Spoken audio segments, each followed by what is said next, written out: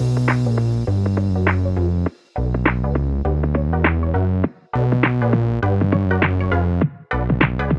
welcome everybody to another episode of Chris and Dave's Reality TV Cast. I'm one of your hosts, Chris, and my co-host and very good friend is Dave. Hey there, Chris, and hello to all listeners out there. Welcome to Chris and Dave's Reality TV Cast. We are covering Married at First Sight, Australia, Season 10, Episode 22. Now, Chris, where would you like to start today? Well, Dave, we had a little bit of a hangover from the last episode. Melinda, who's not a fan of Harrison, obviously Harrison was very critical of their relationship, her and Leighton. I'm like, I don't know how he can be criticised. And she did come up with a cracking comment that he fucking thinks he's some sort of fucking, what did she say? Some sort of love guru or something, wasn't it? Yeah, there was like a reference, like Uncle Phil, Dr. Phil, whatever he's called. Dr. Phil, that was it. Yeah. And he said, Uncle Phil, that's Fresh Prince. But yeah, she's just like, she's on to him and she's like, how dare him, you know? And so obviously we're teeing it up for the retreat. And then we get Hugo and Taylor's, you know, he goes and knocks on a flat door and she's offended, Dave. You know, you threw me under the bus. And I'm thinking, why are you still fucking here? Why are you here? So it sort of leads into the retreat, only that little couple of minute interaction before we get going. Yeah, I mean, fucking hell. You know, the Harrison clip from the commitment ceremony, for me on the replay, it seemed to get even worse. It was like, you know, Chris, sometimes we wind each other up, you know, we'll do it intentionally. It was like that. It was like, oh, you know, the person you were yesterday seems completely different from today. What's happening, guys? You know, it's like, oh, you condescending bastard. But, yeah, she's definitely onto him there. Chris, I was saying yesterday, you know, that fucking Taylor, you know, I hope she had left, but no, of course she fucking didn't. She's, you know, fucking hungry for that little bit of fame. She's got absolutely nothing good to say about Hugo at all. And the problem is, like, he does genuinely seem to be remorseful. He's probably mortified about it, you know, and we'll come back to the so-called fucking butt dial as well. But, you know, you just want to give him a bit of a slap and just say, what the fuck are you doing? You know, if you want to do this for TV, great. But fucking hell, don't think there's a thing here. She literally cannot stand the sight of you. She can't stand you to touch her. To touch you. She can't stand you even being in the same fucking room. And it's so horrible to watch, to be honest. She's just a despicable person. And I was reading up. So, you know, I think someone popped in the Discord that her dad's a famous footballer, a bit like Toby from Love Island, you know, fucking hashtag United or something. You know, but he did play football apparently. And I was reading up and he was in a bit of hot water himself. It said some derogatory things about, you know, teenage girls. And I think he was saying about giving them a slap or something like that. And I was like, I wonder if that was in reference to Taylor. I wonder if she's always been a bit of a see you next Tuesday. But, yeah, just straight from the off. And she's got no self-awareness at all, has she? Because she's saying, oh, no, it's fine. You know, you can move back in or whatever. But then she's saying straight to the camera, oh, she can't be arsed arguing. You know, I just told him what he wanted to hear. You know, you're just telling us, well, you still think he's a twat. So, you know, just what's the point? Yeah.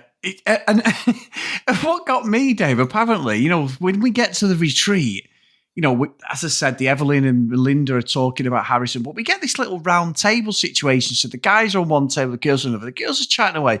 Apparently, Taylor is a sex maniac, Dave, who's got a bag full of toys that Ann Summers would be proud of.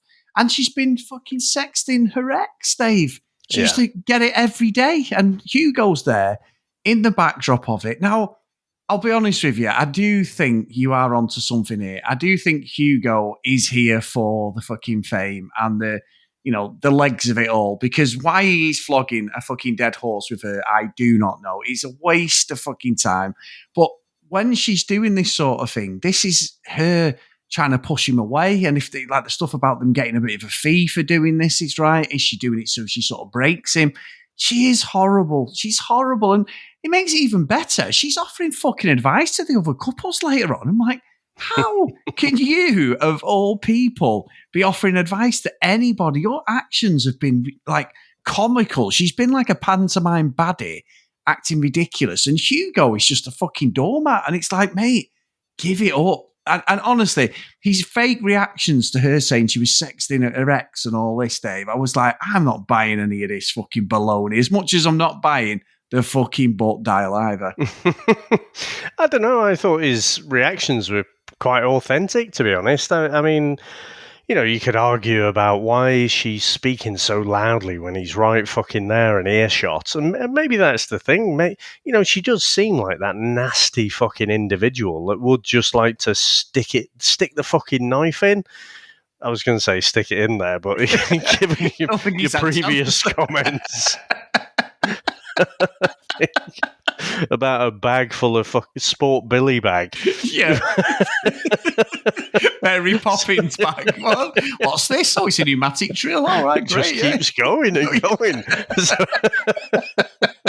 It doesn't need batteries, right? So, I mean, she has done it to, like, fucking almost just take the piss out of him. Yeah. So I just want him to fucking have some respect for himself. Either just call it out for what it fucking is or walk off, you know, and all the time that he doesn't, the only conclusion is he's either a doormat, has used to being treated like a doormat, or he's just going to do whatever it takes to stay on screen for as long as possible. So, you know, she is almost, Chris. I mean, do you think she's got the potential to be up there with Olivia? I mean, Olivia was an OG. We were talking about Taylor. She's an intruder. We've just learnt that this season, that term. So, you know, she hasn't had as long to piss us off. But it was in the retreat where Olivia really started to turn last season, wasn't it? So I think Taylor has got the potential to be up there as like one of the greatest maths villains, you know, right up there with Olivia. What do you reckon? Well, I think you could be onto something, but I also think there's another contestant who could be up there, Dave, which we'll talk about later on, because it was Olivia-esque in her delivery. But yes, with Taylor, very strange character. Why would you be shouting so loud, like you said? It don't make any sense. And I think, like I say, giving advice. Who can you give any fucking advice to? Nobody. However, Dave, at this round table, what is going on with Bronte's eyes, Dave? So she's like the flying saucer eyes when, like, Harrison's talking and he brings up the fact about the butt dial again, doesn't he? I'm with him, Dave. I don't like Harrison. He's a sneaky fucker. And I think we're going to find out at probably some point he cheated on Bronte as this experiment's going on. It's pretty much written in the stars and he'll make up some bullshit excuse. But he is right. There is nobody buying this shit. And then Rupert pipes up. I mean, you've got to give Harrison his credit, Dave. He went, well, I can't trust you. And I'm thinking, I don't trust you either, Rupert, because I think Harrison is right. I think it's the only thing I agree with on Harrison in this whole show. This whole thing is bullshit. Absolute bullshit. At least they're not going with the storyline for us and trying to be silly and going, all right, yeah. Initially we did, and then everyone was like, this is phony. I know we exhausted it in the last episode, but it's been brought up again. It's Bronte's eyes when he's talking. She's like flying saucer eyes, like, and she's really like attentive. And I'm like, what's going on here? And when the girls are saying about Harrison, she is having none of it at all. What I like is, you know, we're always cynical bastards anyway, and you know, we'll call out when something is obvious. You know, it's like, oh, come on, we're not buying that at all.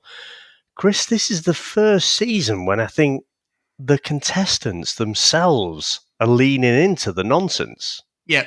So stuff that we've called out, said straight away about the butt dial. There's no fucking way. He's just told her. And then they've come up with this plan to basically, oh, yeah, it was a butt dial. And in this loud club with all the music blaring and everything, heard every fucking word. We were just like bullshit. But they're actually they're almost breaking the fourth wall and going, yeah, we know it's bullshit as well. So, I think that's interesting. And then the stuff with like Harrison and Bronte as well, we're like, fuck off. There's no way. They are fake as fuck. The pair of them are as bad as each other. It seems like the group are picking up on that as well. So it's interesting that, the things that are fake are that we've called out, they are being called out within the show as well. Yeah, and I agree because like the girls are coming up with rational things to help her and advise her. And I know some of them being a hypocrite. I mean, Claire, obviously, for one, she does acknowledge what she's done and they're trying to help her. She's just like, it's like one of them things. They're like, your fingers in your ears, la, la, la, la, la. I am not listening to you. She will go as far as she can with Harrison, no matter what happens for the fame. It's so ridiculous. Yeah, but do you not think that the girls have got it wrong? They say they're trying to help Bronte. I mean, sometimes just fucking recognise when someone doesn't want help. And the reason Bronte's getting so upset is because she's fucking in on it. Yeah. It's not like she's like, oh, fucking hell, Harrison, he's pulling the wool over my eyes. Chris, at the start when they're going about having amazing sex and everything, no one's fucking buying that. No one at all. No. So, they're so full of fucking shit.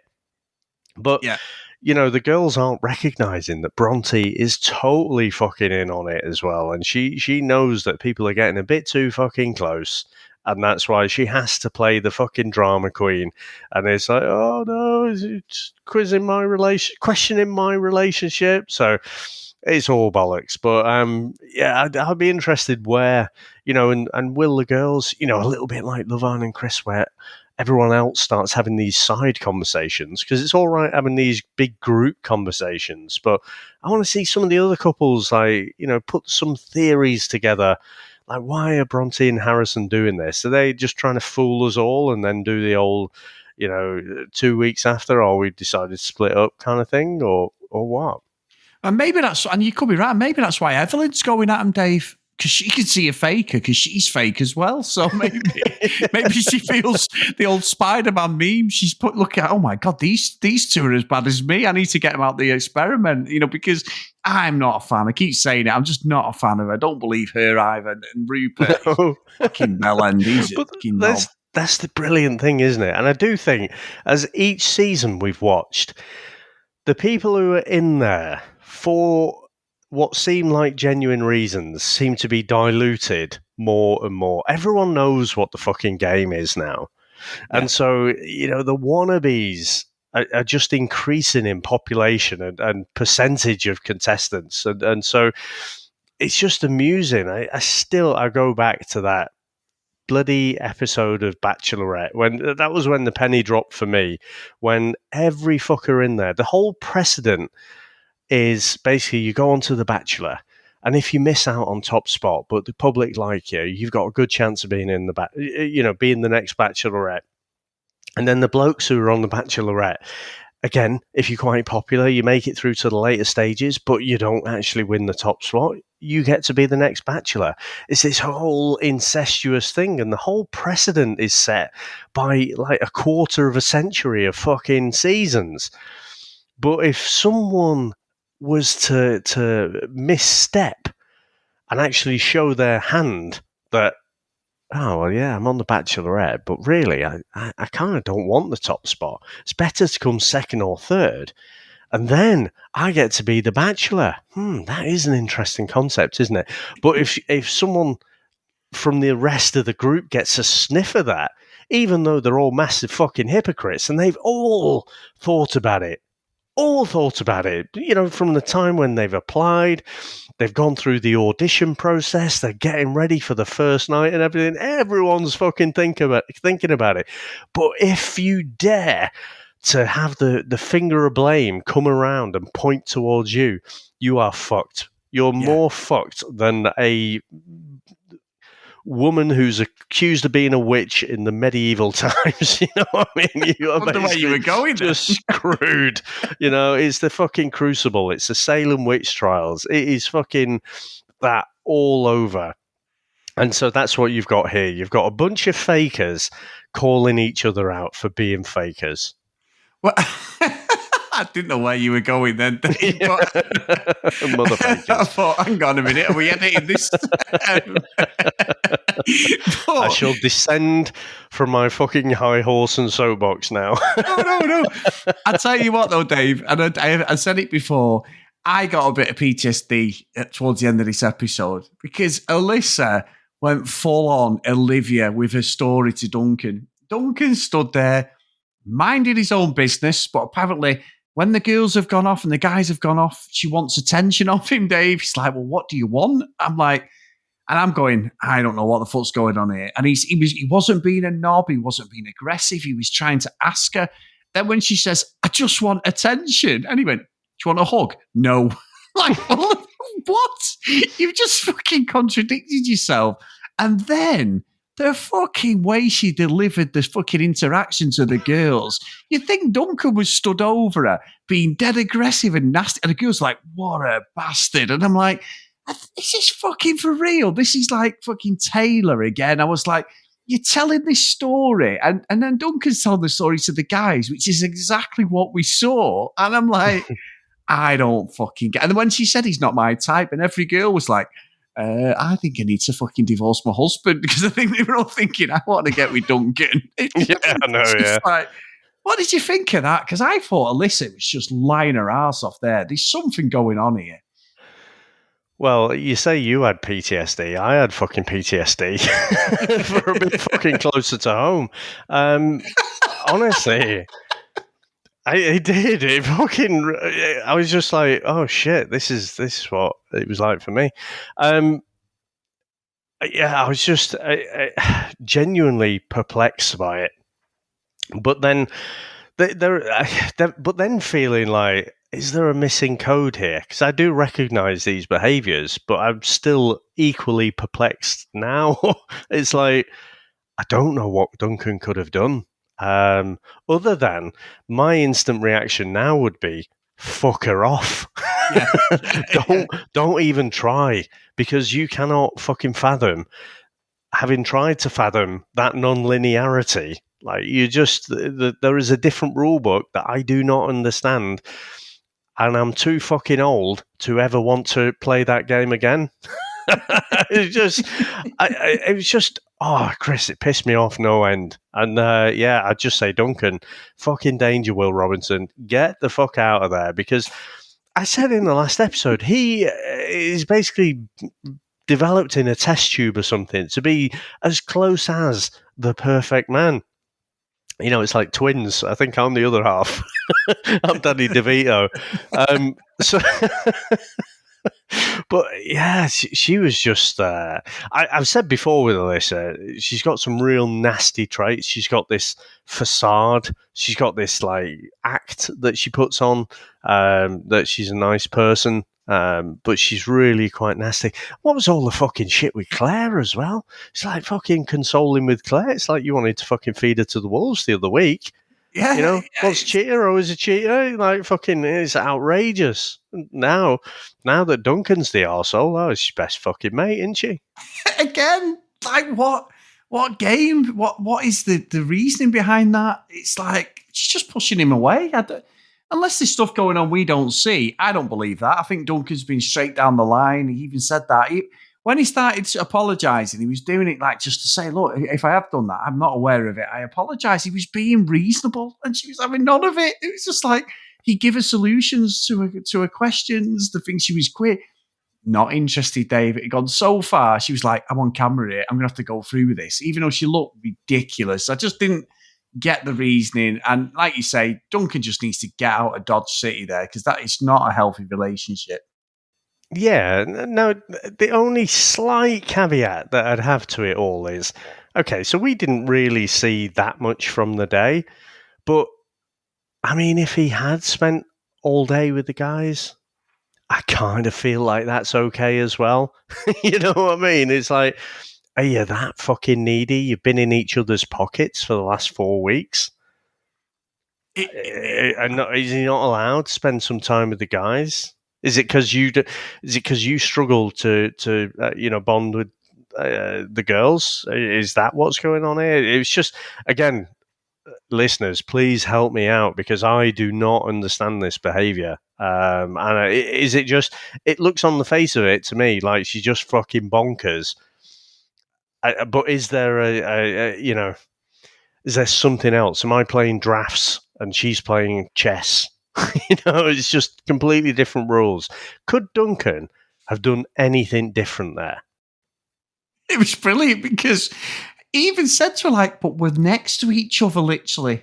What do you want me to do? Well, I don't want you coming over when the girls are there and when the guys are there. And he's like, what? Yeah. It's just, he ain't winning this one. He ain't winning this one.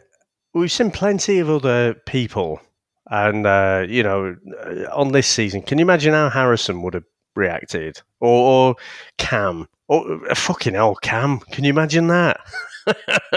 I mean, that they'd have already left, I guess, but so many other guys would have just been like, fuck this. It's ridiculous. Yeah. And just suit yourself. Go down there on your own. I can't be arsed with you. Like, so many other guys would have done that. Duncan's like patiently trying to see her through this, trying to help her. Like you say, when she's telling the girls, I almost felt like listening to the story, even though I'd fucking seen it myself.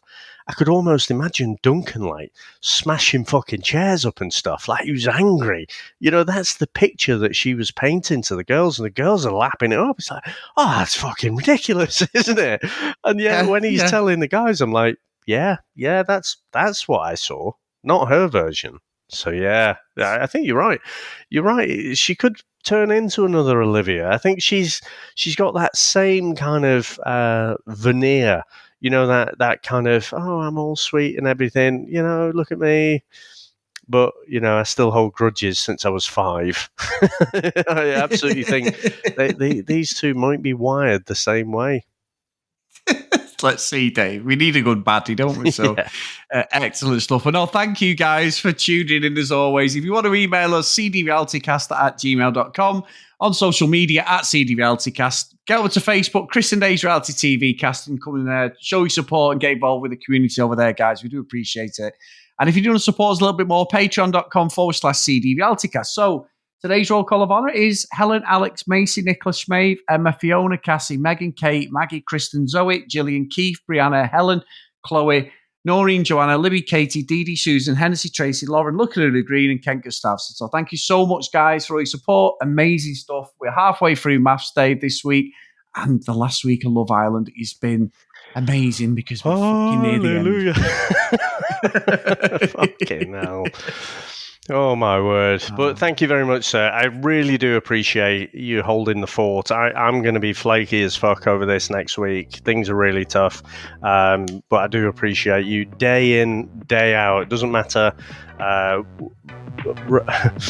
rain or shine or shit football result. You are always there, my friend. And I do appreciate you very, very much. So, thank you very much, sir. Thanks to all our listeners. Thanks to all our supporters. And we'll speak to you next time. Bye.